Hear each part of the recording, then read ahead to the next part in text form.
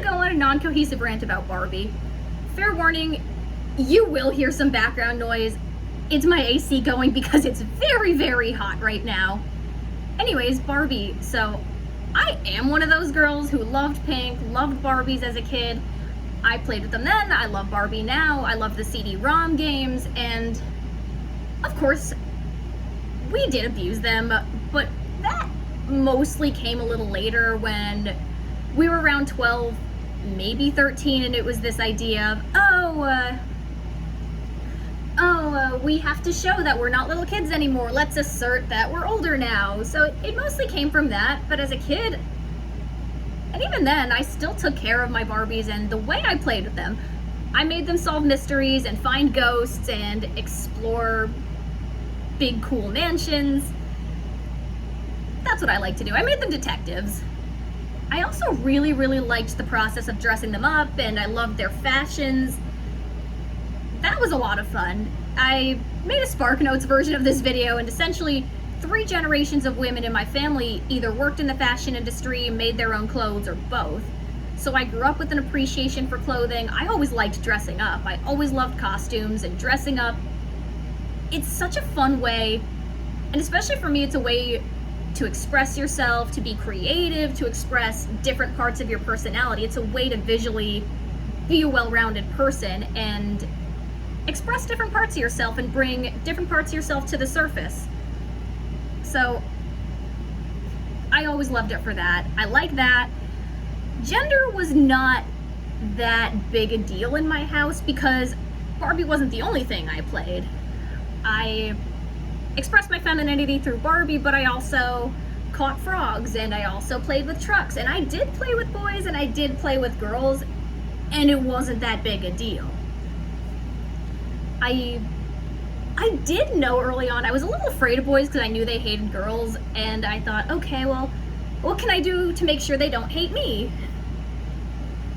Stuff like that. That's generally what I was thinking. But I liked the creativity. My favorite Barbies, there was a while I did like the blonde ones, but my favorite was actually a brunette because she had this big blue dress, and I thought it was prettier than any other outfit, and she had this big wavy brown hair that was in a ponytail, was in a nice updo, which over time it faded to more of a reddish color, but I distinctly remember it being brown. And the coolest thing about this Barbie, she had underwear. No other Barbie had that, and it was really, really cool. She's a little chewed up, sadly, on her hand, but that is still, I still have that one. It's very, very special. And sure enough, all these years later, I got a cool big blue dress. Looks a little different than hers. I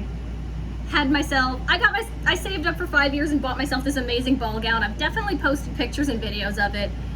Maybe if I edit, I'll put some pictures in, we'll see. But yeah, love fashion, love creativity, love pink, love Barbie, love femininity. There definitely was a demonization of femininity in the early 2000s and a little into the 2010s. And I'm glad that is changing.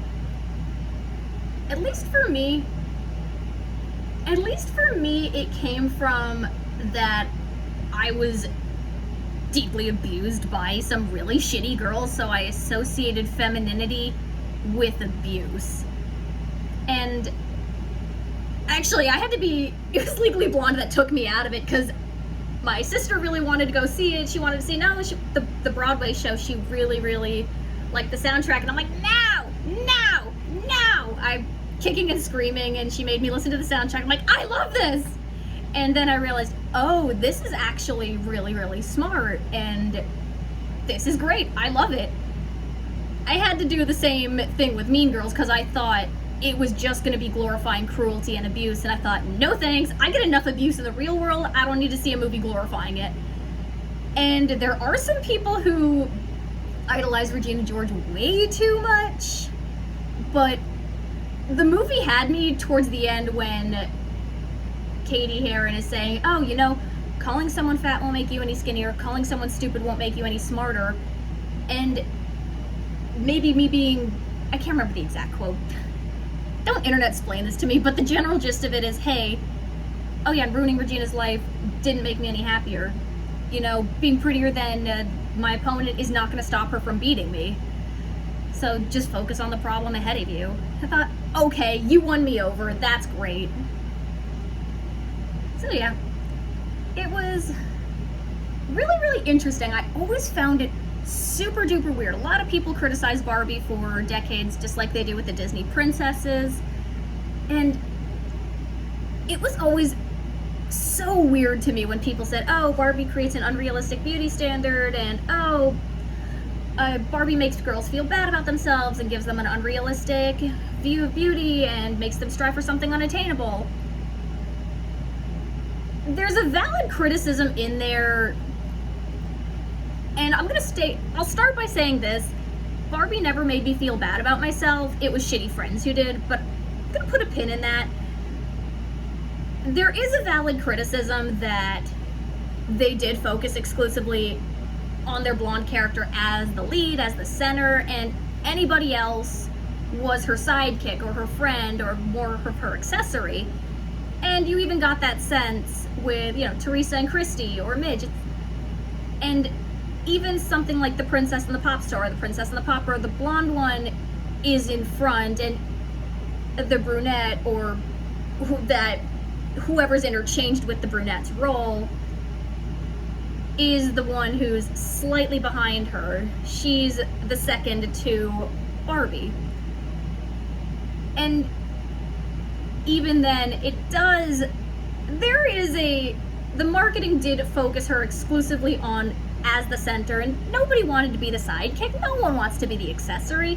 You want to be the main character, you want to be the star, and you don't want to feel like a second. You want to be the princess, you want to be the star, you want to be the larger than life person who is loved and admired and respected and free and independent. So the marketing definitely, there was a problem there, and I do agree that they did emphasize that as the constant, and it's, I would say, more of a symptom of because even then, every major franchise for girls, there was a white blonde at the center of it, and I'm thinking She-Ra, Rainbow Bright, Gem and the Holograms, Sailor Moon. It was always that. It was always that. So, and even porcelain dolls, then you have Princess Peach in every fairy tale. If it wasn't Snow White, and that was rare, every fairy tale's like, oh, and the princess had long golden hair, or long beautiful golden hair. So that message was sent, and it was pushed exclusively. And there was a reason that Bratz was kicking Barbie's butt in sales for a while, because there were 4 of them, and they had different personalities, and they had dark features, and they were equals. They were more equals, whereas with Barbie, it's like, okay, the white blonde in the center, and anybody else is behind her. So I get it. Valid criticism there. But I didn't feel like I had to be that. I did, and I even did have representation of my own more in books, because in a lot of books, and even then in a lot of theater too, in a lot of plays, there were people who looked like me and thought like me. It was interesting because in my family wasn't into that. My family was very much advocating for education and intelligence and being yourself, and they preferred brunettes, and they made it clear, no, you gotta stay brunette, it's so pretty on you gotta stay this. So that was more emphasized in my family, the love of brown hair and dark features and my green eyes and intelligence and your personality. So I also did have, it was encouraging me to get an education, be smart, be accomplished, and grow a personality, and also be brown haired. There were, people definitely were like, don't you dare change it. Don't go blonde, don't go red, just, no, keep your brown hair. And then my mom encouraged me to get highlights because I had them as a kid. So I get it. It's her way of being like, no, you're still my baby. I'm like, yes, Mom, I am still your baby. I love my mom. She's fantastic. But the blonde obsession generally, it wasn't in my family the way it was with a lot of other marketing and cultures, and I I also had Ramona Quimby and I had Junie B. Jones. They were brunette girls who had big personalities and that's what I was like. And Ruth Rose from A to Z Mysteries had brown curly hair. She coordinated her outfits all the time, and she was the smart one. Then there's Hermione Harry Potter, who's brunette, and that's emphasized, and she's pretty, and she's smarter than everyone else, and she's very accomplished, and everyone admires her. And so it was there. Not to mention theater, then there was Dorothy, the Wizard of Oz, and Sarah in Labyrinth, and Elphaba and Wicked. I loved Wicked as a kid. And Thoroughly Modern. Now again, Christine and Phantom, there was a lot of brunette love out there, but it wasn't always emphasized in fairy tales or doll franchises or big franchises, but it was emphasized elsewhere. However, what did make me feel like shit really was awful Friends. Because my family really made an emphasis on making me feel pretty for my natural features and valuing who I was naturally, what I looked like naturally, getting an education, growing a personality, and being a kind, thoughtful, smart, educated person. Shitty Friends, on the other hand, I don't think it's a weakness to feel bad about yourself when you are abused. And I hate this cultural mentality of,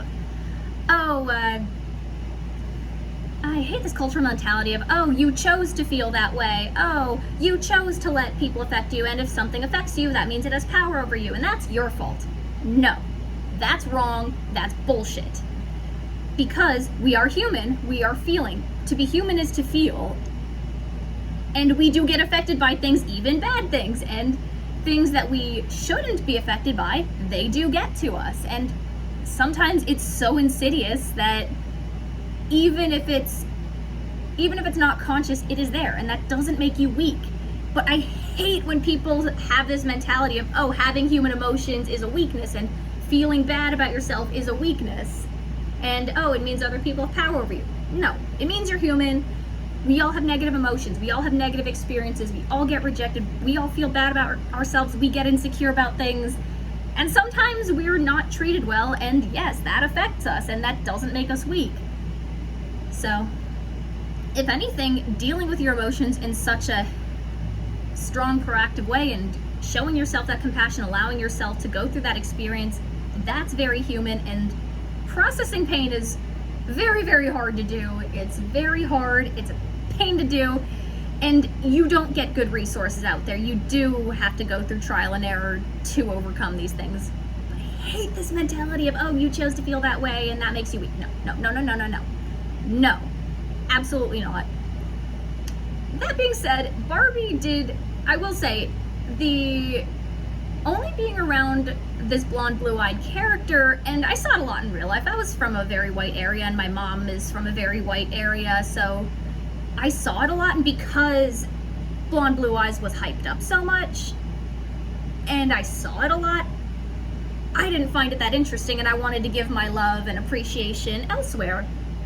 So when I saw something different, I was really fascinated by it.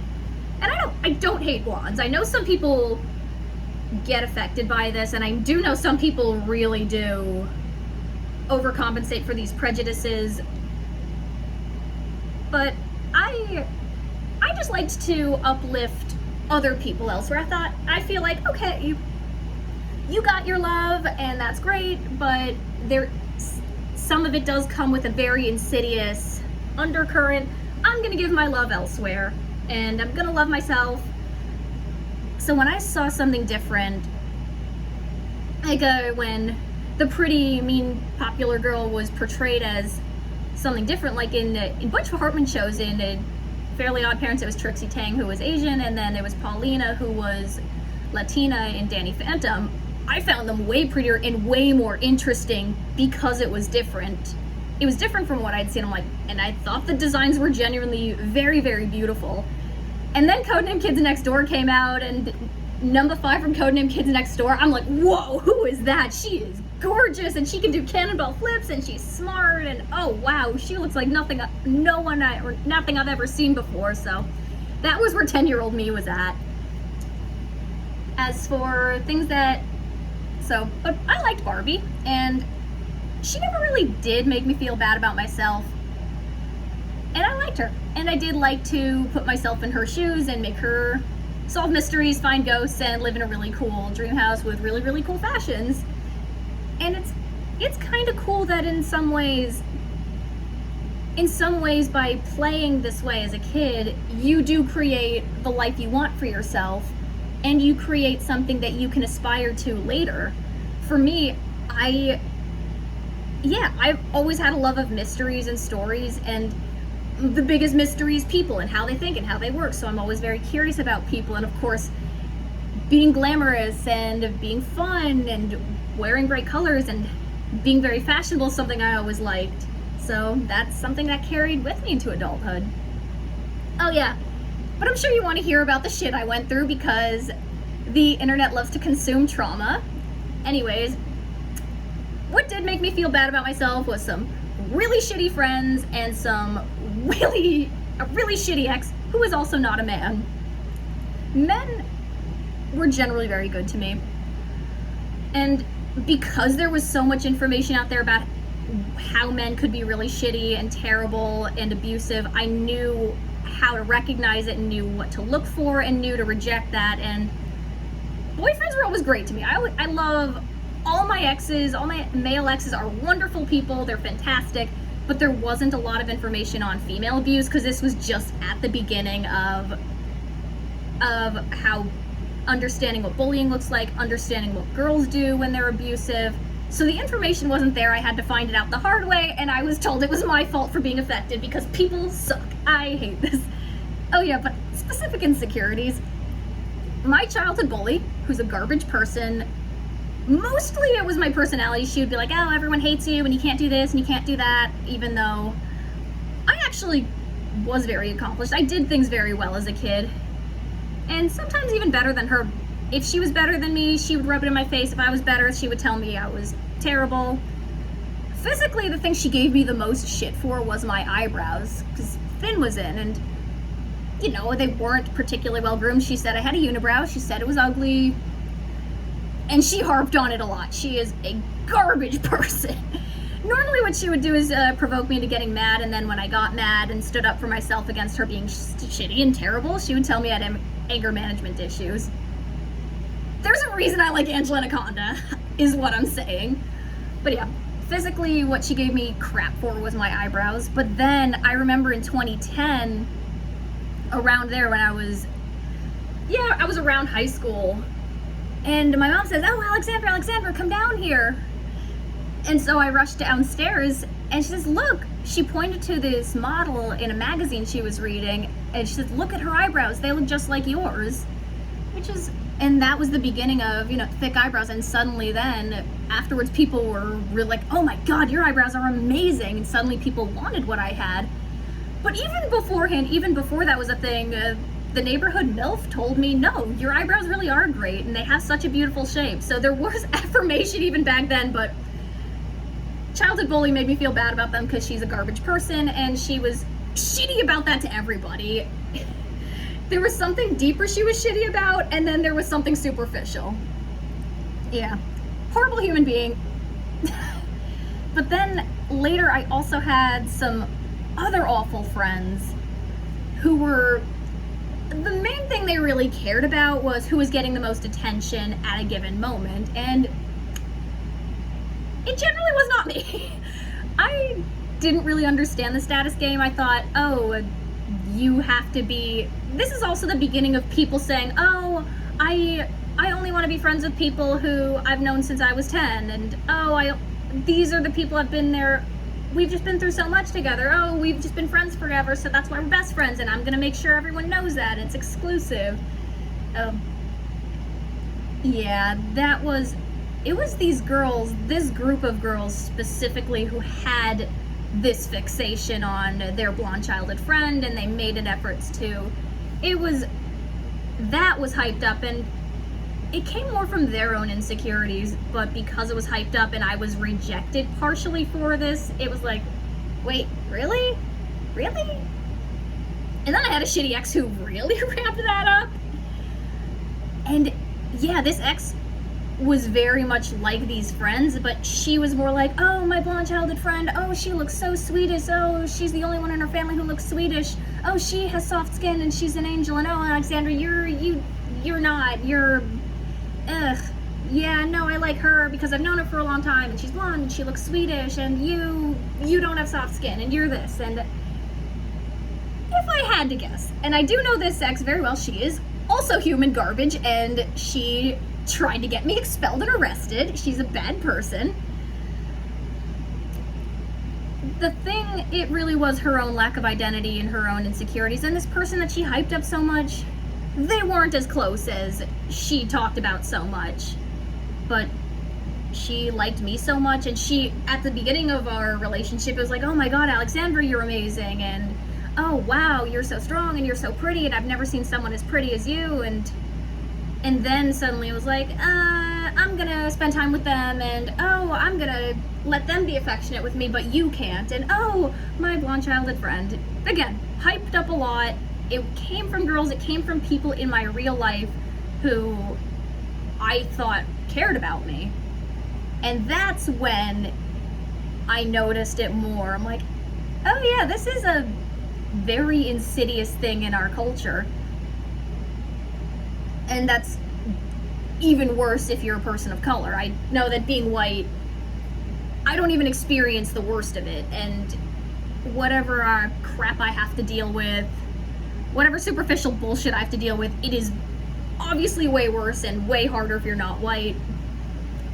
And even then, I talk to people who do fit this beauty standard, and I mean, blondes will say, yeah, but a lot of the attention we get is really creepy attention, or we're not seen as people, we're seen as whores, or we're seen as dumb, and oh man, we get treated like we're lesser all the time because of our hair, and we have to prove that we're intelligent. And even in women's spaces, I do know, because it being quote unquote the ideal, in a system that emphasizes status so much, it doesn't get you admired, it gets you resented. So even if, whether you're rejected for not conforming to an ideal, or that's the reason you're accepted, it doesn't end up serving anyone to make meaningful connections with each other. But I don't think Barbie is the cause of that. These are issues that are centuries old. I mean, the dumb blonde stereotype, I think, goes back to the 1700s, maybe earlier, whereas the blondes are easy stereotype, that goes back to the ancient Greek times, where blondes were generally the slaves and the prostitutes. So there is this weird dichotomy nowadays of being exalted but also devalued. So even if you are the ideal, that doesn't mean you're seen as human or a person with your own feelings or thoughts. And that sucks, and people shouldn't be treated badly that way. They really shouldn't. And of course, redheads definitely get bullied for their hair, which is a shock to me, because I remember I never thought one way or the other as a kid. If anything, I remember once wanting to dye my hair because Cam Jansen, who was another detective character, she had an eidetic memory, it was a book series, she had red hair and it was the same cut as mine, so I'm like, oh, if I dye my hair, I'll look like Cam Jansen. And Dad said, no, stay brunette. You're a natural, don't dye your hair. Anyways, it wasn't abuse, but some people really get it. I think that's a lot of baggage to put on a doll series. And I mean, Barbie, I think, for their credit, I do think they have ways to go, but I think there have been genuine and very, very good efforts to increase their diversity, and to make everyone the star, and make Barbie look like anyone or anything, or any type of person, any type of woman, and be the main character. There have been genuine efforts to correct that. So yeah, I admire them. I do think, and nowadays when we think, even in the movie, Barbie the movie, which I think is fantastic, it's a lot of fun. We now think of, when we think Barbie, or at least the face of the brand, we think of that, the blonde blue-eyed character. And she even says, stereotypical Barbie. And even then, she, for someone who's so amazing, she still has to deal with the stereotype of being nothing more than a pretty face and a bimbo. And maybe we shouldn't pit people against each other like this. Maybe we should challenge our biases of what we consider our ideals, where they come from. And sometimes maybe we just want to explore a different personality or explore our own identity and try something new, which we should have the space to do. But yeah, there's a shallow, insecure people out there with shallow, insecure values. There's a lot of baggage that does get projected onto the doll. That's, we are supposed to project onto the doll. And usually the idea is to tell stories or create your ideal self. So there's a lot of positivity, but then a lot of cultural baggage and a lot of social baggage does get projected. And I think they do reflect, I think the brand does reflect some of it. And I don't think it's as insidious as people have claimed, but yeah, I don't think it's as, I've had a lot of good experiences with Barbie. I love the CD-ROM games, love the storytelling. I mean, I don't think, but I also think it's saying no, none of these criticisms are valid.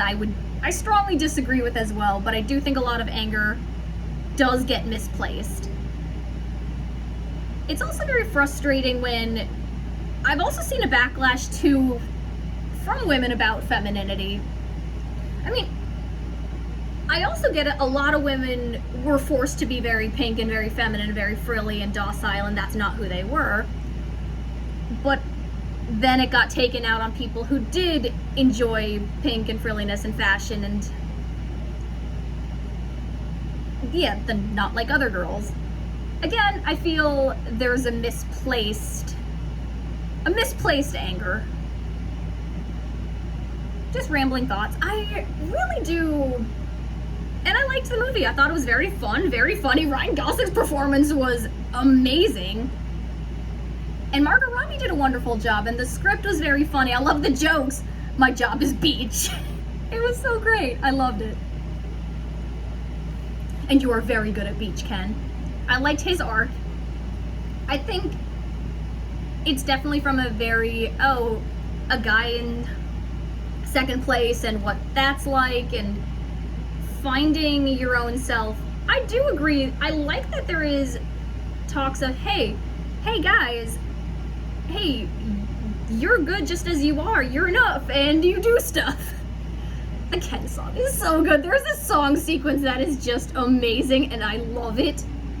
There's a lot of camp and fun and cheese, and I do love camp and fun and cheese, and I love pink, and I love the kitsch. And there is still this perception that it can't be smart, and that's wrong. It absolutely is. It's amazing. It's fun. Fun things can still be smart. I think a lot of people did expect a fluff movie, and I think even if it were just a fluff movie, I would enjoy that. Because I like that stuff. But it is also very, very smart, and it does try to be very good, and I do think it is a very good movie. I do think there are some missteps. For example, I think there's a little bit of a glorification of bitchery in the movie. I think there's so in the Barbie world, when someone says you're pretty, you say I know, and that rubbed me the wrong way because manners and showing gratitude was something drilled into me, and saying I know just feels self-absorbed. I feel like you can be confident while still acknowledging the other person. I think they could have gone a little further with, hey, maybe taking your partner for granted or taking others for granted isn't, it's wrong no matter what gender it is. And I get it, there's definitely a, hey, wow, women, we always have to be quietly grateful for everything, but also be docile, and there is a commentary there, and there is, all these little things are made to show, oh, hey, what would it look like what would this look like? I disagree with some of the interpretations. For example, and I think I personally think there's something to be said that, you know, even for women, yes, there's a lot we're expected to do that is unrealistic and unsustainable, but I think that doesn't mean we should never be criticized ever. It means, hey, because sometimes we are in the wrong, and sometimes we are bitchy, and sometimes emotional manipulation is something a lot of women do, and that's wrong. Or some people have this fantasy of, oh, I want to be the center of attention at all times and have everyone agree with me. And no, people have their own thoughts, and sometimes you are in the wrong, and we should want to be better people too, just like we want others to be. But again, there is so much unfair criticism. It can be hard to accept when it is fair and know when that is. And I think this was meant to really support, and I hate this not to be a buzzword, but be empowering and be inspirational and be like, no, you're amazing, because there is so much that does seek to make us insecure, and there is an insidious creation of insecurities so things can be sold to us. But yeah, I liked the movie a lot. It had a very good message about not relying on your partner for validation and being your own person. And I think that is a message that has been told to women. When I was growing up, I've been hearing that for the last few decades, that, hey, you don't need a man to complete you, and find your own agency and find who you are outside of a relationship. And I did have to learn not to rely on friends for validation, because I was also poorly taught that friends were supposed to be your support. So I did tolerate bad friendships and have bad relationships with friends for a long time because of those expectations, and because there was that expectation of, oh, friendship was only ever supposed to be positive and uplifting, and friends are your therapists. But I did realize, yeah, it seems to be assumed that hey, who find yourself outside of a relationship, there is an assumption that men are already being told that, and they aren't. And men do deserve that empowerment of, hey, you're builders and you're amazing, and you don't need no woman to validate your existence. And yeah, that's a lot of pressure to put on a person, because that means they can't have needs and wants of their own. It is a good message. It's a very good message to guys that, hey, they're amazing and they deserve support from other guys. And yeah, it sucks to feel rejected, but if someone's not into you, they shouldn't be forced to be with you if they're not interested. And it does take two. But you deserve to feel good about yourself outside of a relationship and be a self-actualized person on your own, and find your own agency and be your own person, and yeah, figure out who that is by yourself, and who are you as an individual, and what you are and what you like and what makes you feel good, and that you don't need a relationship to complete you. It shouldn't complete you. It should be amazing and fun, but everybody should be involved in that. You can't force it. You really can't force connections with people, and if they're not interested, then unfortunately you have to accept it. And rejection's part of life, and it's a normal feeling to feel rejection or second place or want the attention of somebody who's just not seeing you. But then when you see yourself,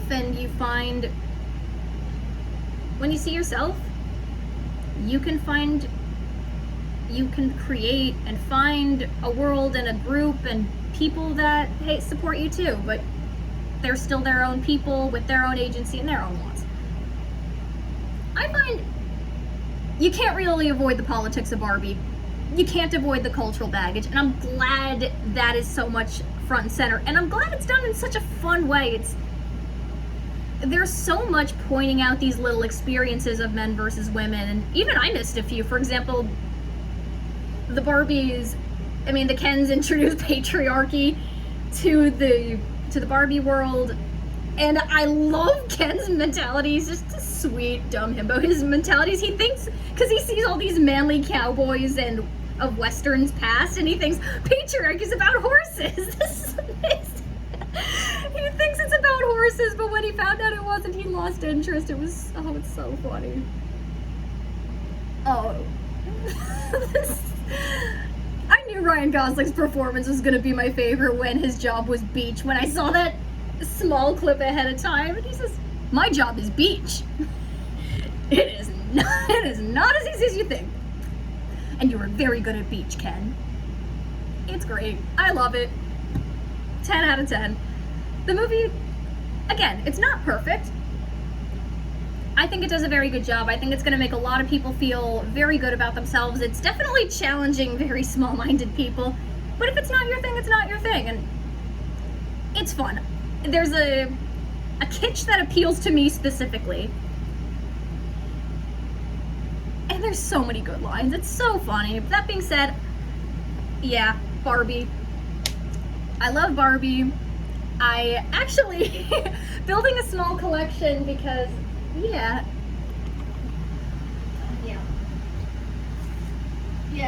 I got myself a beautiful brunette holiday Barbie, and I definitely want to I want to get myself a little brunette Barbie collection because they're beautiful, and that's, yeah, in a way, creating myself and giving myself love and always reminding myself, hey, don't let someone devalue you for a superficial reason, who you are naturally, what you are. That's amazing and powerful and all that great stuff. And there have been a lot of efforts on Barbie's part to fix some of the issues of the past and fix some of these more insidious exclusive cultural baggage. So, progress. I love this doll. I do want to get more of them, and look at that. That is so pretty. She's so pretty. Happy holidays, Barbie. Look at that. I love the hair, and she has green eyes too. Yep. Yeah, that's me. I'm brunette, green-eyed, Barbie princess who loves education and analyzing and creativity and all that fun stuff. Yeah. It's a great way to affirm your identity, playing with dolls and seeing what you like, what you want to be, what you want to try on, what stories you want to tell, what your idea of beauty is, the life you want to lead. There's a lot of good in that. And now I can talk about some of the Barbie CD-ROM games. I'm going to go on a little rant. I don't think I went into that much detail, but the Barbie CD-ROM games that I played the most was Detective Barbie. And when my dad got me that CD back in the 90s, CD-ROM, by the way, one of the cool things that he said to me about it was, "Oh, she says your name." And it's true. Barbie does say your name, and there's a whole long list of names that she can say. And she says yours, and she does say it throughout the game when you're playing and solving the mystery. It's the Mystery of the Carnival Caper. That's the one I had. The other CD-ROM I really liked was Barbie Horse Adventures. And that's just a calm, in a way there is a bit of a mystery there too, which I really liked, and you're exploring this beautiful wood. That's more what I was into. I wasn't a horse girl, but I will admit I'm a chicken lady first and foremost. I grew up around farms. I love chickens. They are amazing. Yeah, Barbie Horse Adventures, there is a bit of a mystery with, oh, this girl who lived in the woods a long time ago, and this cottage, and there's a gold locket, and you have to find out, oh, who is the mystery of these wild horses in the valley, and you do all these little quests. It's fun, and there's a whole video gameplay about someone doing all the quests. It's about an hour-long video. It's a soothing video. Sometimes if I just want to listen to something, I will put that on, or the playthrough of the playthrough of the Detective Barbie games. There was more than Mystery of the Carnival Caper, and I saw maybe one or two. I can't remember if it's one or two. No, there's one other one that's really good. I just want to say there needs to be more. There needs to be more Detective Barbie games. Exploring mansions or creepy carnivals. I love it. It's fun. Let's see more of that. I love these games. They're very nostalgic. Again, I liked you definitely got to use your brain, but also your childlike wonder and curiosity. If it wasn't your thing, and that's fine. I've definitely noticed people who liked Barbie as a kid are like, yeah, I liked it, and maybe I grabbed it, but I can come back to it, or I moved on to other things that I really liked. But people who didn't like Barbie did make that a bit of their identity, and there was this resentment. Again, if it wasn't your thing, that is A-okay. And of course, even if you liked Barbie, I definitely know people who abuse the crap out of them. Weird Barbie is real. Oh yeah, they should have been a little bit more like, hey, we really are sorry that... I wish they went a little bit more in the movie of, oh yeah, we call her Weird Barbie behind her back and to her face, and there was a little bit of that glorification of bitchery that rubbed me the wrong way. Even though they say sorry, I wish they would have acknowledged, hey, you know what?